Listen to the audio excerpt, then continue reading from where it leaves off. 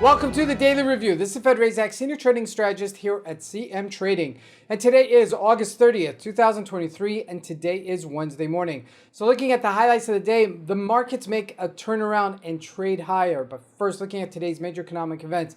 So out of Germany today, all day, we have a German CPI number coming out. Should affect the euro, so you want to know about it. Now, looking at the various markets, starting out with the Forex symbols, we mentioned that the euro was bouncing or just trading below its 200-day moving average, and it bounced above and has extended its gains. Now looking at the indices, the Dow Jones and the NASDAQ rallied both higher. Now looking at commodities, gold and oil gained as well. And as we look at the stocks, mostly the tech stocks were the ones that led us higher, specifically Tesla. And lastly, looking at cryptocurrencies, Bitcoin gets a spike higher as well. So let's take a look at the markets and see what we can expect from today's trading.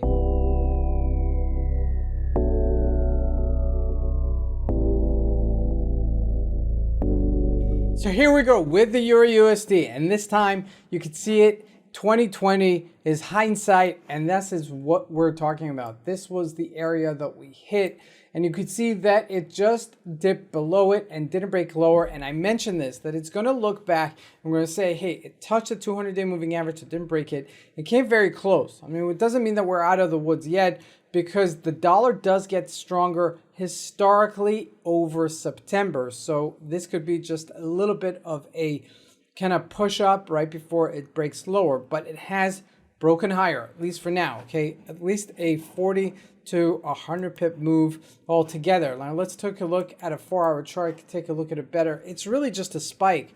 And honestly speaking, it looks more like short covering than anything else. Now looking at the GBP USD, did not, okay? This is where things start becoming interesting. When one currency does get stronger, for example, against the dollar, and another one doesn't, relative weakness there for the British pound, okay, which may mean that it's going to trade even lower. Now, jumping into commodities, looking at gold. Gold had a huge spike yesterday, up to 1935 right now.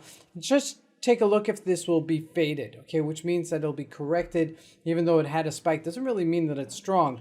Now, crude oil did gain yesterday, okay, as we're hitting hurricane season. There is a hurricane right now in the Gulf of Mexico, which historically speaking kind of upsets the balance of shipping and maintaining the oil in that region.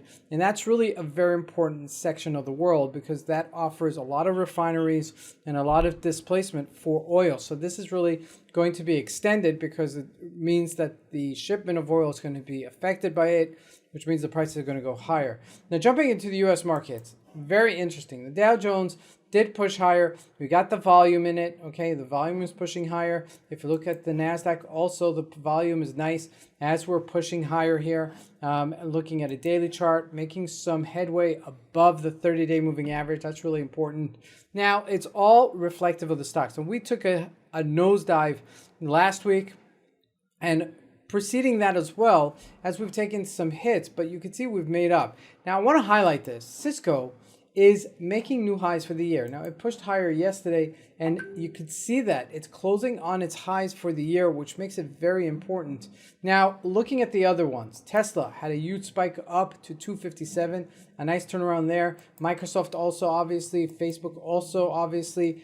Apple also, obviously. But need to see this extends its rally. Now, lastly, looking at NVIDIA, which did make a huge comeback, okay? Almost didn't just close this 469 and use it as a resistance, broke above it, and then went higher.